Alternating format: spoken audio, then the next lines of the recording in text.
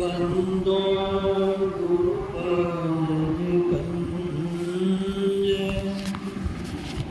कृपा सिंधु नर रूप हरि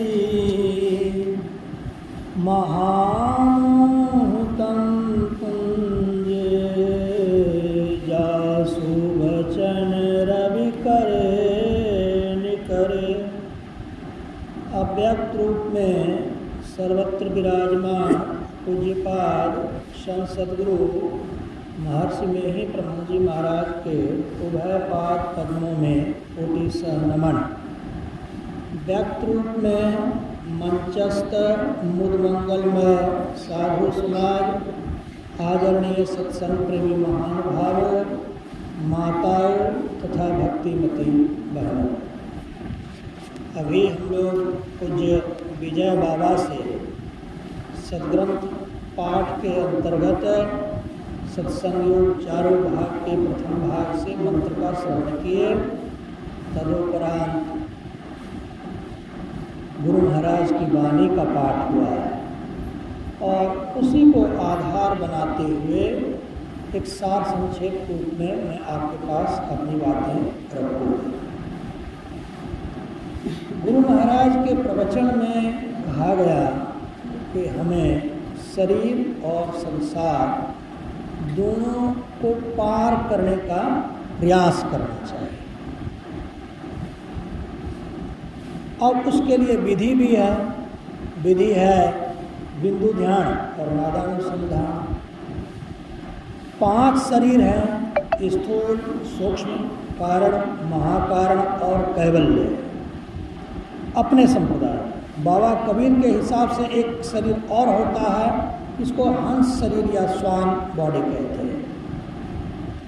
इस 5 शरीर के हिसाब से 5 संसार भी हैं, स्थूल संसार, सूक्ष्म संसार, कारण संसार, महाकारण संसार, कैवल्य संसार, तदुपरांत परमात्मा है। तो कोई सबसे पहले स्थूल शरीर से सूक्ष्म शरीर में जाने का कोशिश करे, फिर वहाँ जब वो पहुँचेगा तो उसको बहुत सारे अनुभव होंगे, वो यहाँ से नहीं कहा जा सकता। जब कोई साधक वहाँ पहुँचेगा तो उसको कुछ बड़े बड़े अनुभव होंगे, यहाँ से उसका बयान करना संभव नहीं है। जो जगह पर जाना है वहाँ जाने के बाद की जो स्थिति होगी वो हम पहले कैसे कह सकते हैं। जैसे कि इस जगह पर हम नहीं आए थे, हमको क्या पता कि ये जगह कैसा था। यहाँ आए, एक दिन से ध्यान कर रहे हैं, दूसरा दिन चल रहा है, अब इस जगह को हम थोड़ा थोड़ा जानने लगे, अब इसके बारे में कुछ कह सकते हैं। उसी तरीके से कि जैसे अभी आप सूक्ष्म शरीर में गए नहीं हैं, उसका स्वरूप आपको कैसे पता चलेगा कि सूक्ष्म शरीर क्या है। हम बोलने से नहीं, बोलने का तो बहुत कुछ परमात्मा ऐसे हैं, बहुत लोग पढ़ते पढ़ाते भी हैं। विश्वविद्यालयों में जो धर्मशास्त्र दर्शन शास्त्र पढ़ाया जाता है, वेदों को पढ़ाने वाले अलग विभाग हुआ करते हैं, उसमें सभी लोग पढ़ते पढ़ाते हैं, लेकिन कहिएगा वो परमात्मा खोज के निकाले, कोई नहीं खोजता। खाली पढ़ा करके ही उसको पढ़ेंगे, पढ़ाएंगे और उसको पढ़ा के पैसे कमाते हैं, परमात्मा नहीं प्राप्त करते। वो पैसे कमाने का एक धंधा बन गया।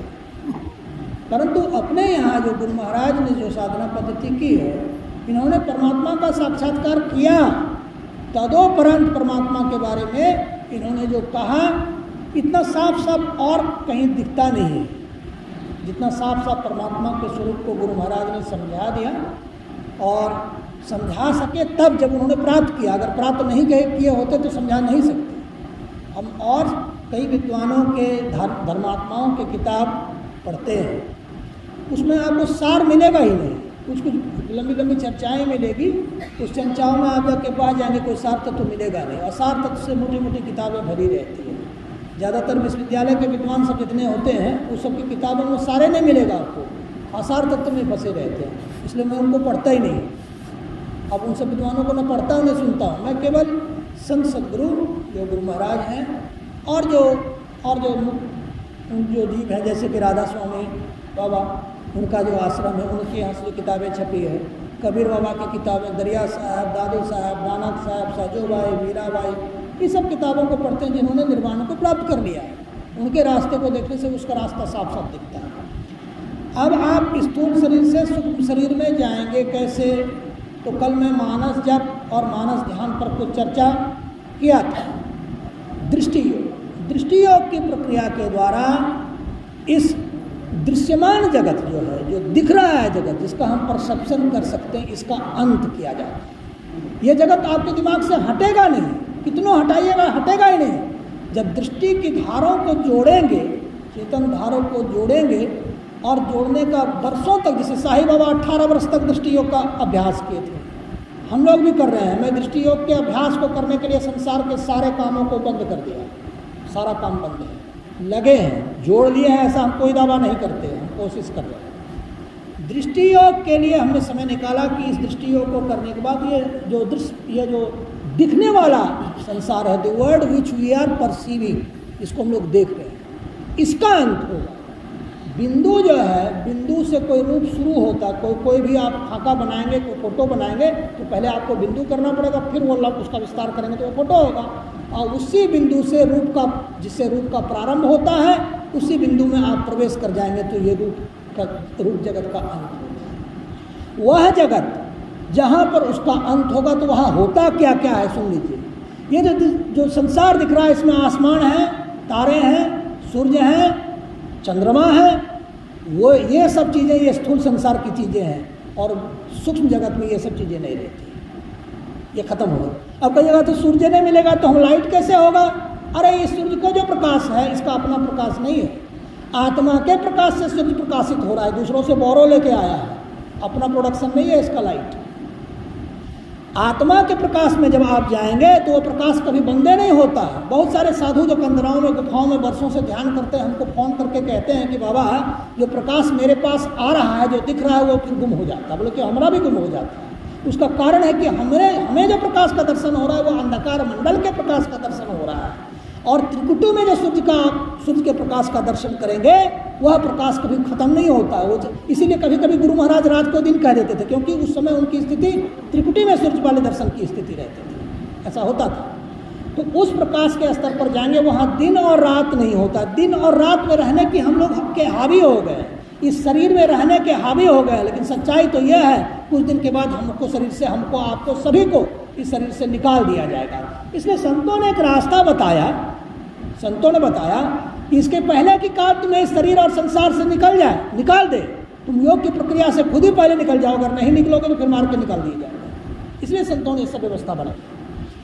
अब वहाँ पर आप जाएंगे, वहाँ दिन रात नहीं है, सूरज, चंद्रमा, तारे इत्यादि नहीं है, लेकिन ऐसा नहीं है कि इससे बेहतर स्थिति उसकी नहीं है, इससे बहुत ज़्यादा बेहतर स्थिति है। देखिए वहाँ तक तो मैं खुद भी नहीं पहुँच सका हूँ, लेकिन मेरा एक अनुमान कहता है वहाँ 4 इंद्रियां रहती है, मान, बुद्धि, चित्त, अहंकार, और शेष जो 10 इंद्रियां हैं, हाथ, पैर, मुख, गुदालिंग, आँख, नाक, कान, जिह्वा, त्वचा, ये इंद्रियां वहाँ नहीं रहती हैं। ये इंद्रियां ही हमें संसारी बनाती है, इसलिए हम इंद्रियों को कुछ हटाते। अब 4 का मेरे पास है, 4 इंद्रिय, मन, बुद्धि, चित्त, अहंकार।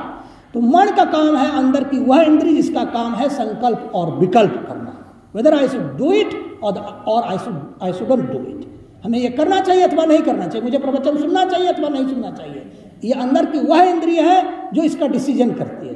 फिर बुद्धि क्या है? बुद्धि अंदर की वह इंद्रिय है जिसका काम है सार और असार का निर्णय करना। ये जो प्रवचन बोल रहा है साधु, इसमें सार तत्व क्या है वो बुद्धि आपको ग्रहण करेगी, और असार तत्व क्या है इसको छोड़ दिया जाए। मन बुद्धि चित्त है, कंससनेस उसको कहते हैं। इसका गुण होता है हिलना और डोलना।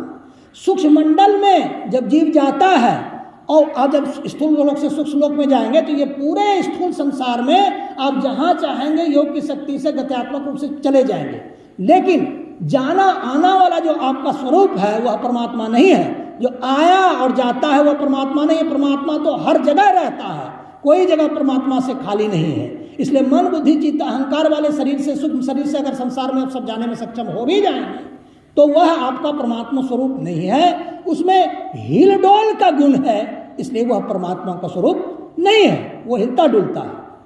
चित्त हुआ। अहंकार क्या है? That I am existing, that this is I am, मैं हूं का ज्ञान, मैंपन का ज्ञान। यह आत्मा, जैसे कि मैं कहता हूं मैं गौतम हूं, फला ये है, ये जो ज्ञान है हमें, यही अहंकार है। That I am existing, that there is a beingness of mind, मेरी को सत्ता है, that there is an existence of mind, there is a being of mind, ऐसा जो हम सोचते हैं वह है अहंकार।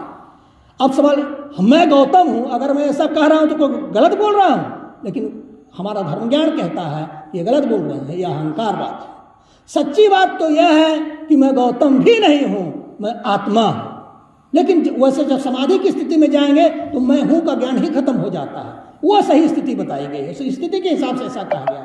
तो ये जो 4 इंद्रियों की मैं चर्चा किया, अंतःकरण की इंद्रियां, यह सूक्ष्म मंडल में रहती हैं। सूक्ष्म मंडल में थोड़ा सा कुछ समय देखिए बता दो, 4 इंद्रियां सूक्ष्म मंडल में रहेगी। अभी आप इंद्रियों से रहित आत्मा नहीं बना पाए हैं, इंद्रियों से रहित आत्मा नहीं बना पाए हैं। वह भी आत्मा, आपका सूक्ष्म शरीर भी परमात्मा का दर्शन करने में सक्षम नहीं हो सकेगा। अब जब उसको मन को सूरत सतयोग की प्रक्रिया के द्वारा, वह अरूप ध्यान है, रूप ध्यान, रूप तो यही बिंदु तक ही रूप खत्म हो जाता है, दिखने वाला संसार बिंदु ध्यान, जैसे आप दृष्टि बिंदु में प्रवेश करेंगे दिखने वाला संसार खत्म हो गया आपका। अब रहा अरूप जगत का ध्यान, अरूप जगत का को देखना नहीं होता बल्कि सुनना पड़ता है। अंधकार मंडल में शब्दों को सुनना पड़ता है, प्रकाश मंडल में शब्दों को सुनना पड़ता है, और शब्द मंडल तो पूरा शब्द का है ही है। और अंत में जो सार शब्द वाला है, उसको सार शब्द को ग्रहण करके वही सार शब्द आपको परमात्मा में छोड़ेगा। जो अपने यहाँ का जो कॉन्शस सुपर कॉन्शस बॉडी है, सुपर कॉन्शस मतलब कैवल्य शरीर है, उसमें से परमात्मा कैसा दिखता है, जैसे बाहर यहाँ शीशा लगा हो और बाहर की चीज़ें दिखती है, इतना ही परमात्मा में अंतर रहता है। परंतु सुपर कॉन्शस बॉडी भी जो है वह परमात्मा नहीं है। जो केवल सुपर कॉन्शस बॉडी में चला गया, मतलब केवल शरीर में चला गया, वह परमात्मा का दृष्टा है, केवल परमात्मा नहीं है। दोनों में अंतर, ड्वेलिज्म है, वहाँ द्वैतवाद है। अद्वैत की स्थिति को प्राप्त करने के लिए उस शरीर का भी योग के प्रक्रिया से त्याग करके परमात्मा में मिलाना पड़ता है। ये सारे जो काम हैं इसको करने में बरसों लग जाते हैं, एक दिन का काम नहीं है। और हमारा ख्याल है, देखिए जैसे गुरु महाराज के सत्संग योग चारों भाग में जो है, और राधा स्वामी जी के यहाँ जो है, दोनों में अंतर हम देख रहे थे। अपने यहाँ जो दसम द्वार है, हमको समय बता दीजिएगा बाबा, नहीं तुमको नहीं पता चलेगा। अपने यहाँ जो दसम द्वार है ये यहाँ पर है, इसको दसम द्वार या सिग्नेत्र कहते हैं। और राधा स्वामी के यहाँ दसम द्वार जो है वो शून्य का स्टेज है, उसको कहते हैं एम्प्टीनेस, जिसको कहते हैं, वहाँ पर है। दोनों के में अंतर है। अब सवाल है, ये तो किताबी अंतर है, हम ध्यान करके देखेंगे, जाके हमको खुद पता चल जाएगा कि हम यहाँ से 10वें द्वार में जाते हैं अथवा शून्य महल में जब पहुँचेंगे, शून्य और महाशून्य होते हैं ना, तो शून्य में जब जाएंगे वहाँ पर दसम द्वार है। उसके पहले राधा स्वामी के हिसाब से जब आप दसम द्वार से निकलेंगे तो आपको जो है कि संसार की सारी विद्या पहले आ जाएगी। ये राधा स्वामी के हिसाब से बोल रहा हूँ। त्रिकुटी महल ये दसम द्वार के पहले वहाँ होता है ऐसा। और अपने यहाँ में के हिसाब से विद्या बाद में आपको आएगी, सारी विद्या। वहाँ विद्याएं संसार की सभी रखी रहेगी, परंतु उसमें आपको फंसना नहीं है। एक बाबा थे और उन्होंने कहा कि वो योग की शक्ति से बहुत सारा सोना रुपया बनाने में सक्षम हो गए थे। जो साधु आते थे उसको सोना बना के दे देते थे। फिर बाद में उनकी शक्ति खत्म हो गई और ऐसी स्थिति हो गई कि बाद में उनको पैसे मांग के दूसरे से जीना पड़ा। तो अगर विद्या त्रिकुटी महल में भी अगर आप चले जाते हैं, उन विद्याओं में फंसिएगा नहीं, वैसे उसको क्रॉस कर जाइए रास्ता को, उसको छोड़ दीजिए। दसम द्वार से अपने शरीर को ये छोड़ना आपको बहुत कुछ पड़ेगा। पूरे शरीर को छोड़ना पड़ेगा, पूरे संसार को छोड़ना पड़ेगा, फिर स्थूल सूक्ष्म शरीर को छोड़ना पड़ेगा, सूक्ष्म संसार को छोड़ना पड़ेगा। परमात्मा के अतिरिक्त आप और कुछ पकड़ कर नहीं रख सकते। परमात्मा के जगत, ब्रह्म सत्यम जगत मिथ्या, जगत 5 हैं, स्थूल सूक्ष्म कारण महाकारण, केवल ये 5 जगत है, ये सब के सब झूठे हैं। और वो जो परमात्मा है आपका वो सच है। इसलिए सब कुछ छोड़ना है, शरीर छोड़ना है, संसार छोड़ना है, संसार की वस्तुएं छोड़नी है, ऑल बिलोंगिंग्स, जितने सामान, ये आश्रम छोड़कर जाना है। ये अरे शरीर छोड़ के जाना है तो आश्रम पकड़ के कहाँ लेके जाएंगे? सब कुछ छोड़ के जाना है, केवल एक परमात्मा की आस रखनी है। और संकेत आता है कि समय समाप्त हो गया। बोलिए प्रेम से श्री सद्गुरु महाराज की, श्री सद्गुरु महाराज की, श्री सद्गुरु महाराज की।